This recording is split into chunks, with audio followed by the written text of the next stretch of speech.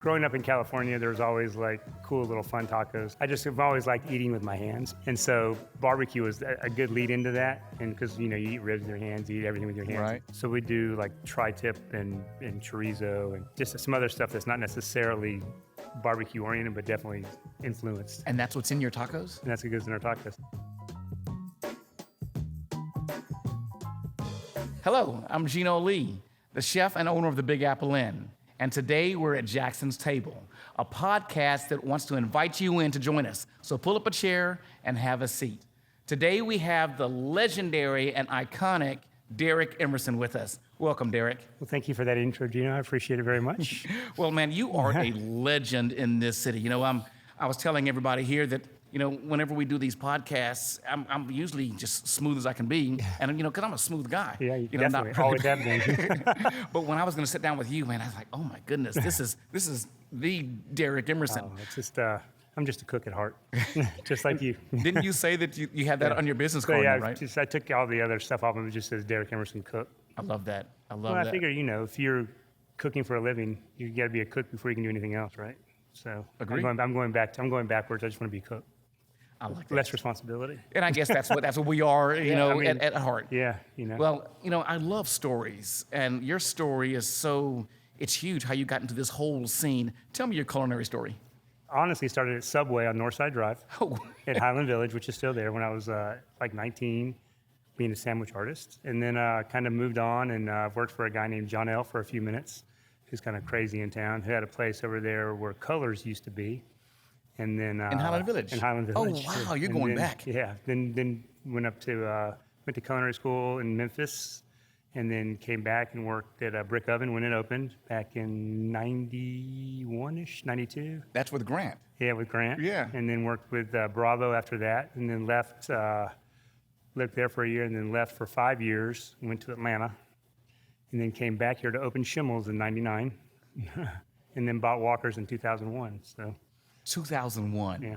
Oh 9/11 of all that dates. seems so long ago. What is it, 9/11? 9/11, yeah, that's what day we closed on. 2000, the day the towers came down. So it's really. And then so we had Walker's, and then we did 463, and then Kate, and then Sacred Ground, and then all the other stuff. Well, 2001. I'm going back a second. I'm trying to count. How many years is that? So we had Walker's for 26 years. One thing about the culinary scene in Jackson that I really love is we have restaurants that go back years and years and years. I think about places like Chrishell's and the Mayflower and Beatty Street Grocery and Walker's. Walker's, I guess, started really in 1946. Oh, wow. Yeah, so it was just a meat and three burger place, and just a real drive-in. So the window that's inside of Walker's was the original drive-up window when the bathrooms were outside back in the day, and so it's never knew that. And now it's just encapsulated inside the restaurant, so it's kind of cool. So you kind of reinvented the whole place, kind of. I guess, or just made it roll our way. Just it was kind of, I think Malcolm White owned it in the '80s, and Charlie Hyman owned it in the '80s, and so that's where the Redfish Anna came from, and then that dish carried on forever. Still carrying. And that's one dish that's my favorite. Well, my wife's favorite dish. She won't get anything else to your restaurant, just Redfish Anna. Yeah, one of my daughters comes in and still orders it every day that she comes. I'm like, you've had that dish. She's like, but I like it. I'm like, well, I guess order on. Things that you like. Yeah. If you like it, you like it. Yeah, and so I think at this point I've probably cooked over 1 million orders of redfish. So it's been going for a long time. Man, it's one of those places that whenever you talk to anybody in Jackson and you need to ask them what is their favorite place or their iconic place that they've gone to for years for special occasions, whether it's birthdays or anniversaries, Walker's is always one of those places. Yeah, well, yeah, it was great, and like I said, it did us. We had a good time there for a long time. Wow. I think we might have owned it longer than the original Walker's family, which is kind of funny. Oh, man. Well, I got to talk to the new owner. You sold it to Joe Cravens. I did. Which I got to let him know that whenever I come into the place, man, don't sit me in the other room. I want to sit. They better not. They not know who you are. That's right. You have an iconic restaurant yourself. They should take care of you. We've been around a while, too. A long time. But nothing like y'all. Y'all have really, taken the Jackson culinary scene to another level. And in fact, we're in a place right now, Little Effie's. So, what a great atmosphere here. What is this about? Yeah, this was kind of the brand. Effie, who's been with us, she started with us in 2003, I believe. as a server, and then became my general manager. Does the wine programs at all the restaurants now.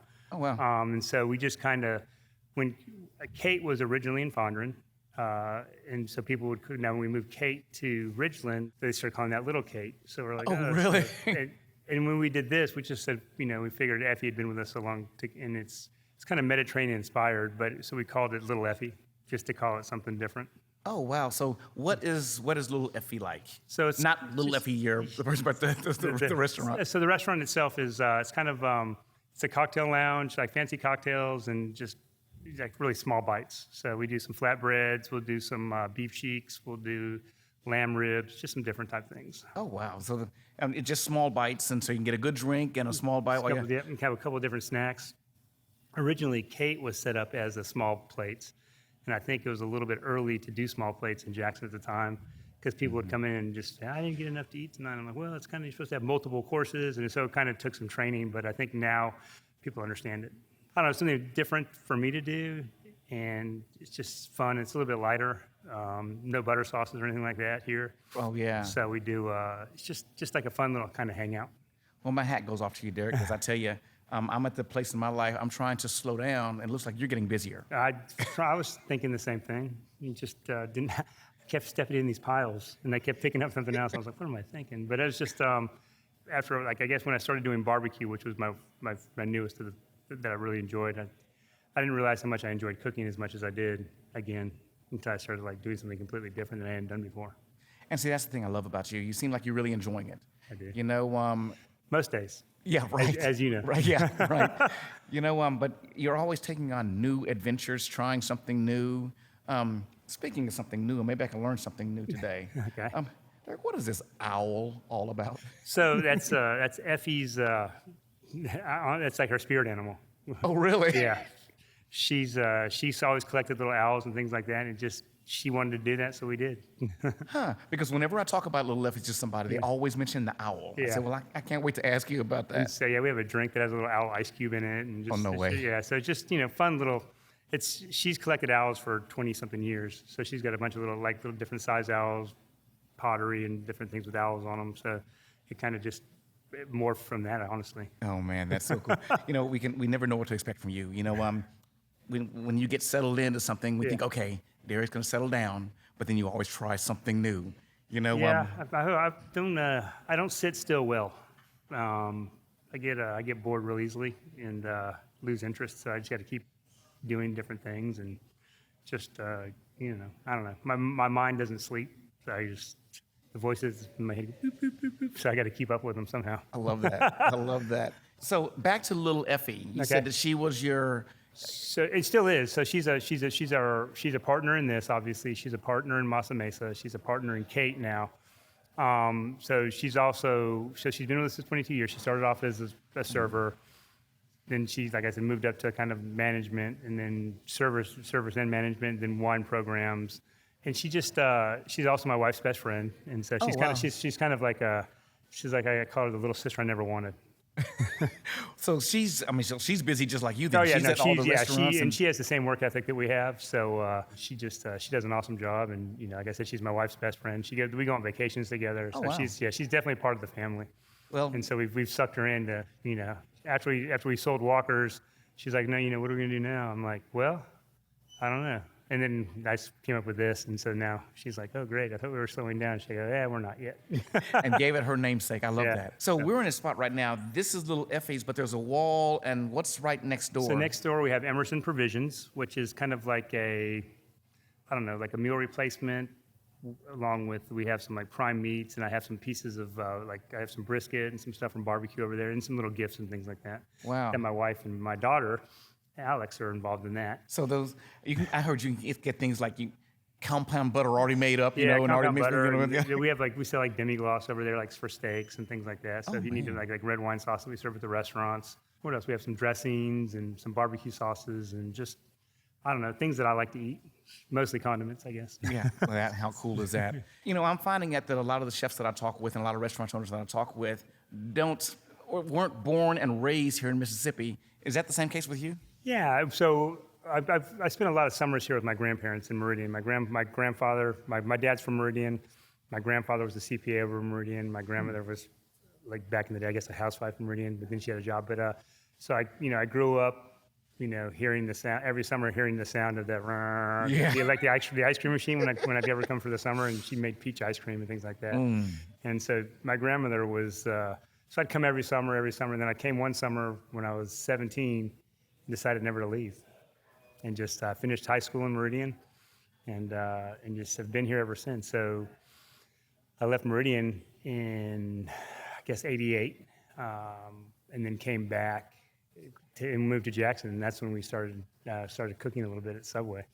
But my grandmother was like traditionally like Southern, so you'd go over to her house, she'd make everything for the week for Sunday and have it all laid out, 3 vegetables, 4 vegetables, 3 meats, and stuff like that. And then she would, they'd kind of package it all up and eat it every day at home for lunch. So my grandfather would come home every day and they'd have lunch together. So my grandmother was always in the kitchen.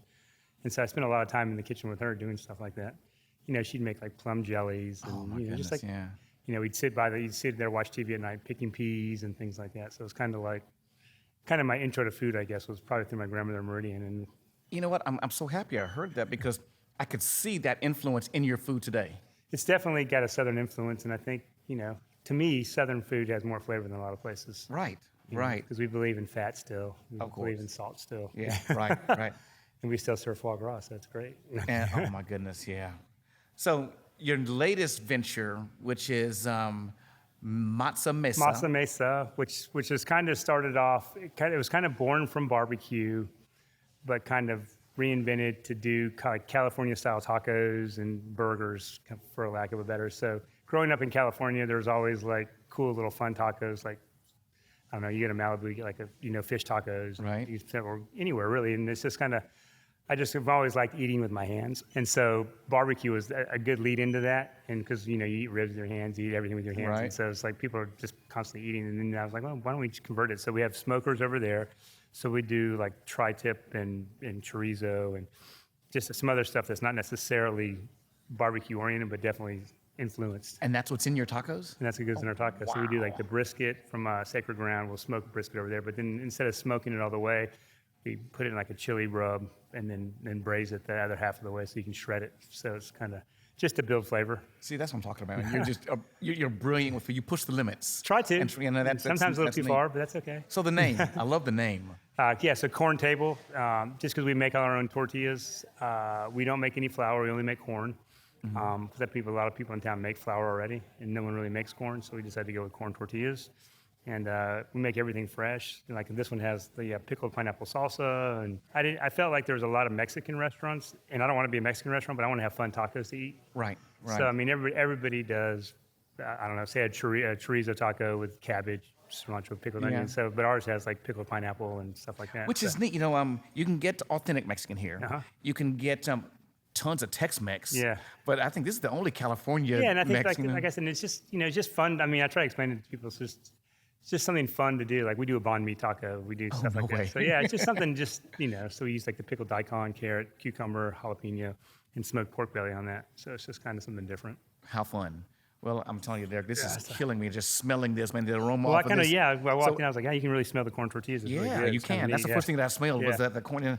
When you told me that it was made by from scratch, I could tell. You could smell it from So right yeah, away. So what do we have about here? 100 pounds of masa a week, pretty much, Oh making my tortillas. goodness! So, yeah. Because a lot of people here in Mississippi don't know what matzo is. A corn flour. I mean, everybody knows what cornmeal is. Yeah, but not what masa is. Not the Definitely, matzo, real fine. Yeah, it's real fine, and it's got a little bit of lye or a little calcium in it too. So it's kind Man. of, and again, it's kind of what barbecue was like making a tortilla. I thought, you just throw them on the flat top. Right. Boy, was I wrong? So you got to make them puff up and all that kind of stuff. So it's definitely an art to it. It was fun to learn, and now it's just something else to do. Well, before you tell me about what these great dishes here, tell me, Derek, what's next on for Team Derek? Hopefully, I don't know. I thought nothing a couple of years ago, and then I kept going. So I'd like for maybe to do another barbecue place. I really enjoy doing that. I'm always thinking, and sometimes it's dangerous. Yeah. I mean, so your restaurants are just so different, every one of them. From fine dining to small bites to California Mexican to barbecue. I mean, that's why I said, what's next for Derek? Yeah. You never know. Next, he's gonna open a Vietnamese restaurant. Who knows? Indian maybe. Yeah. I don't know. Yeah, I do buttered chicken sometimes at the store. Like some of my Indian friends come in and get done. They're like, that's better than my mother's. So I don't think I'll step off into that necessarily, but I don't know. I just like different flavors. Hey, I maybe like we playing can do a with different collab, do a flavors, pig ear taco one day. We should. That'd actually be excellent. A friend of mine made a pig ear taco. He took the pig ears and guy I worked for in Atlanta, Kevin Rathbun, but he took them and he layered them in a tureen and then pressed them and then put them on a slicer and sliced them. So your taco shell was the pig ear sliced super thin. No way, no, that sounds Because the good. gelatin from the pig ear held it all together. That's right, it would. Yeah, so it was really a neat. I was like, what kind of taco shell is that? He goes, it's a pig ear. I'm like, that's really cool. I love it. Yeah. I love it. Years ago, when Anthony Bourdain was in town, he came to your place. Yeah. That's one thing that when he came to town, he was talking about things like pig ears and other meats that are considered peasant food. Yeah. But some of these fine dining restaurants have capitalized on them and made them really, intriguing dishes. Yeah, a friend of mine that has restaurants in LA came to visit me one time, and the first place he wanted to go was your place. Oh, wow. He didn't want to eat my food. He wanted to go eat your pig ear sandwich. So there's something to be said. So that's people from like LA was like, he said, I've heard about this pig ear sandwich. Where's it at? Wow. So we went down to, brought him in from LA, landed, got up the next morning, went straight to your place. So it was kind of, Oh, wow. Yeah. Well, thank you for that. Yeah, he's got a restaurant in downtown LA, Redbird, who's been there for a long time. So, Okay. yeah. So, and that's neat when people come to Jackson. Yeah.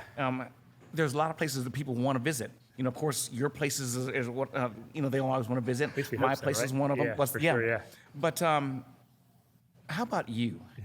So out of all the great things we have here in Mississippi, we really have a culinary secret here. Like I tell people, don't sleep on Jackson's Culinary. The good thing about Jackson, too, is you have a lot of individually owned restaurants. that are Right. Very well supported by most people around. Like I said, it's the local people like to support the local places, which is great for I love us. that. Yeah. Right. In fact, my daughters, they're grown now, but they know to this day, and they're grown and moved away. But when they tell me about restaurants, they say, "No, Daddy, it wasn't a chain." They always Yeah. don't go to chain. They better not, right? I know, right? But out of all the great restaurants that we have in Jackson, and great chefs, and the great different dishes we Yeah. have, and I know you have a lot of favorites. What's one of your favorite dishes that you like to try here in Jackson? Gosh, my favorite thing I'd probably. Or just one of them? I'm trying to think of something I'd like to eat on a regular basis. I don't know. It's just it seems like a lot of our dining in the restaurant business is kind of built around what's open when we can go out to eat. Right, exactly. So I think that Little Tokyo or Sakurabana, when it was Little Tokyo at first, remember it was just that one little side. I used to love going there because it was the only sushi restaurant at the time too. Right, yeah, Back in yeah. the day, and it's weird because you grew up going to that, and as more sushi restaurants opened, you didn't go to other news. You went to the one that you grew up with. So Yeah. it was but probably my favorite thing to eat I love a burger. And my buddy Lou at Lou's Full Serve. Yeah. His burgers are probably some of the best. And his burgers, they're big and they're good and they're juicy. And and he mostly eats burgers, so I know they're going to be good. So, and when I say burgers, my favorite thing, I went to like Daniel Boulou in New York and had a burger. So I always eat a burger if they have one, just because I figure if you can do a burger correctly, that's a good thing, because a lot of people really can mess them up or dry them out. Right. Oh, yeah. But I love that. I love the tacos that we're doing now. I think they're a little different. I eat those every day. Like I said, most of our dining has to do with what's open when we get a go. chance to, Yeah. right. Yeah. You're like, what do you eat? Taco Bell? Yeah, right.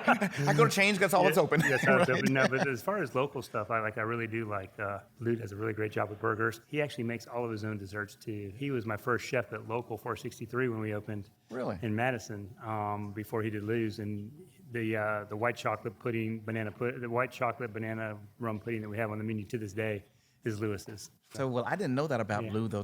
You've given quite a few people their start. Yeah, well, Lou worked at Bravo for a long time. He just needed a change, and he just wanted to, so he's always been a good friend, and he just always does a good job. So Okay, and then, of course, Joe, who was with you at Parlor Market, right? Yeah, Joe was at Parlor Market with us. I've had a few people come through that have done a pretty good job, and so the guy, the chef that I had the last 10 years, Mike Greenhill, he's getting ready to open a new restaurant in Fondren too, Josette. So. Oh, nice. Yeah, so he's going to be doing some, I call it the restaurant with the only parking lot in Fondren, and which is great for him because he's going to do some really fun stuff that we've done for years, and we worked together a long time, and He's probably one of the better chefs I know. So I'm looking forward to eating his food. Man, I'm looking And I forward will say the best thing I've had in Jackson was a dish that he made was this Spanish-inspired dish with chickpeas and harissa and stuff like that, and a piece of fish on it. Super simple, but the flavors were great. And it just so it was like the chickpeas and stuff were in like a stew, and the fish was on top, and it was. And I told him, I was like, that might be the best dish I've had in a long time. Oh, wow. So yeah, thinking back. to it, made me Speaking of think best that. dishes, one birthday, of course, my family took me to Yeah. Walker's, and this is when you still had it, and you had sweetbread on the menu. Well, he does sweetbreads too. Oh, does he? Yeah. And my daughter, that was the first time trying it. I didn't tell her what it was, and now that's all she wants wherever she goes, but she can't find it anywhere. Yeah. So Mike's gonna put sweetbreads on the menu, but yeah, that's I did that to my kids too. Oh, wow. Yeah, right. Yeah. Tell the audience, tell our podcasters, what exactly is sweetbread? It's the thymus gland in the throat of a cow, and it's but they're delicious. They're very delicious. So, I mean, you know, if you can eat a pig ear sandwich, you should be able to eat sweetbreads too. But it's they're really good. They're kind of creamy, and they can get crispy on the outside, and they're just that was probably one of my favorite things to eat. are they hard to find? They're hard to find here. Okay. Yeah. Because I could really go for a sweetbread taco. Yeah, that'd be really good. Yeah. I know, right? So I did some sweetbreads as an app one time. We took them, we kind of poached them, and then we peeled them, and I rolled them in panko and a little bit of mustard, and they tasted almost like a chicken nugget. Oh, man, that sounds And good. that's how I served them. That's how I served them to my kids the first time. And they didn't know they were sweetbreads. Oh, wow. And then after that, they liked the flavor, so then went other ways with it. I also did my daughter like that with beef tongue one time. We had done when we first opened Kate, we had a beef tongue, like a corned beef, but corned beef tongue slider. And I served it to her and her friends when they were still in high school. And they all ate it. I had no idea what it was, No and they loved idea. it, right? And until they finished, and I told them what it was, and the one girl went to the bathroom and started getting sick. I was just like, Just "You've after you've she already found eaten it." right. I'm surprised you don't have it. Do you have a tongue taco? Not yet. I'm gonna try, but it'll show its head again one day. Right, right. What's it Yeah, called? so we Lingua? Is that we what it's pickled called? them and then sous vide them and then seared them off on a flat top. So Right. it was super tender and super good. But you know, you can really build some flavors. They're good. Oh, yeah. People, and like I Yeah. said, if you cook it right, but if you cook it wrong, it can go real bad. Yeah, agreed. So today you prepared a couple of So I just grabbed a couple things real quick, and this is a special burger we're doing today. I'm calling it like the Green Machine, so it's got guacamole, cruda verde, which is like a raw tomatillo salsa. Oh my goodness.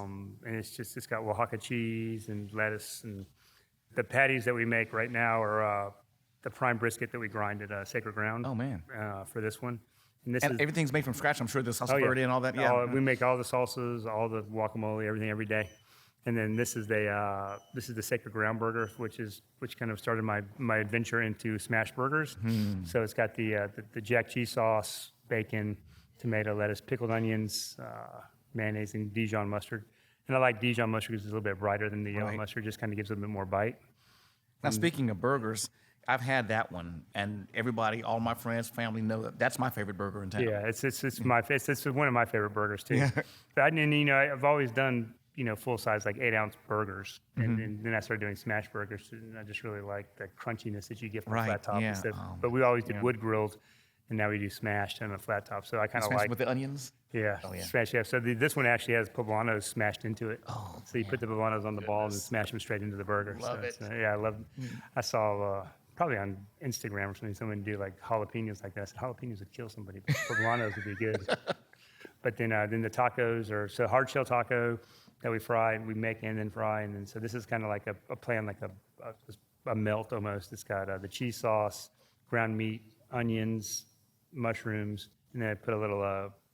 It's got a red chimichurri on top. goodness, So yeah. we take instead of like cilantro, and we use roasted red peppers for that.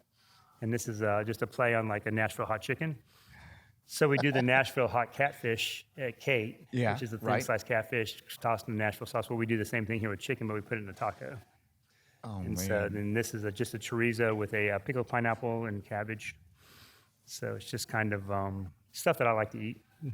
Well, I think Yeah. it's stuff that everybody likes to eat.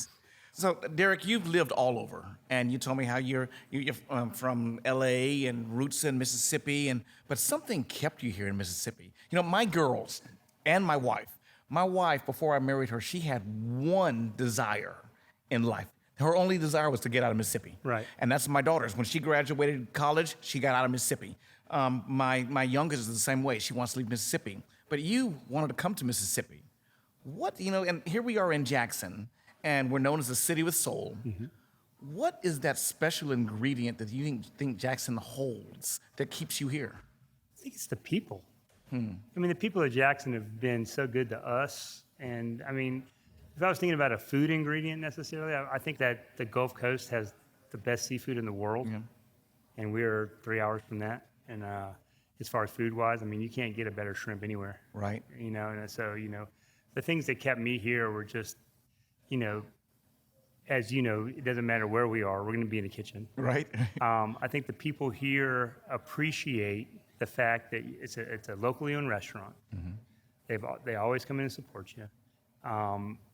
They're they've become like a bigger family. I mean, it's not you're not like in LA where you basically only leave you live in 5 mile radius because the traffic. I mean, you can't go anywhere else. And so Right. I came here and I was just like, man, the people here are great. They're welcoming, and when we started doing restaurants, they just have always stood behind us. Right. And always been there. And a lot of them will tell you if they don't like it, and they'll tell you if they like it. But at least they're honest with you. Right. And so it's just the people in Jackson, and the fact that we have so many great individual restaurants is for a city this size is pretty amazing. It is amazing. I mean, and like I said, and the people of Jackson will support the local businesses because they all want to see us do well. Yeah. And you don't get that everywhere. Like I said, I've worked in Atlanta, and you could have been. I mean, even though it's in the South, it's still not the same. You don't have the same people that you have here. Yeah, I agree. And it's just like I said, people welcome you here. They want you here. They're happy with what you're doing, and they support what you do. And like I said, you don't get that everywhere. I see that too, man. That is so good. I was talking with And that somebody kind of the goes other back day. really to the soul. I was gonna say the that, soul the of the soul, city. right. Yeah. Yeah. And it says everybody believes, everybody wants Jackson to be better. Right. And so Right. we all do. We all strive to do a better job. We all, and everybody does. And it's kind of neat that you have a whole community that everybody has the same goal. Right. Yeah. Like my restaurant, Google lists it as American soul food, but I list your food as American soul food. Right. Even Masa Mesa Yeah. and Little Effie's Yeah. and your other restaurants, they're all soul food. Wherever you put your soul and your heart and your love into it, that's soul food. And we spend, you spend enough time in that place, you're going to leave something there. It may as well be your soul, I guess. And Right. It's just, leaving your mark, and just try to, always try to do the best job you can. And I've always, I've never worried about anybody else was doing. I just wanted to I was always my biggest critic, and I just strive to do the best, and people appreciated it. Like I said, and people have supported us, and I said, I just don't think that there's a better group of people to support restaurants than the people in Jackson. It doesn't seem like, because they, a lot of them go out to eat a lot. Yeah. And you get on a rotation, and they come to your places a lot, and they speak, and they, you start knowing their kids and their families, Yeah. and it's pretty. You just don't see that everywhere. No, you don't. Mm-mm. And Like I we've said, been one of doing my best long as friends us. has a place in LA, and he definitely doesn't see that. Right. Yeah. Because we know, I mean, we've got to know generations. Yeah, and of that's why I say families, and you that's see them kinda come cool. in, and Right. like I said, so even now, you see like the parents with their parents. Yeah. And then they have their kids, and then their kids have kids. So you're like Yeah. 4 generations around Right. the table. You just don't. You don't see that. People don't take the time to do that anymore. Right. And it's kind of, to me, that's what keeps me rolling. That's good. If this one's so expensive, I'd take it and drop it. That was perfect. Well, Derek, thank you so much for Thank y'all for having me. us here. Man, and thanks for coming. I appreciate this it. is really, really good. Thanks, I brother. always like catching up with you. It's always man. fun. You always have Always good good seeing stories you. to tell, so it's always fun. Well, thank you all for joining us at Jackson's Table. And next time you're here, pull up a seat where something's always being served that's great.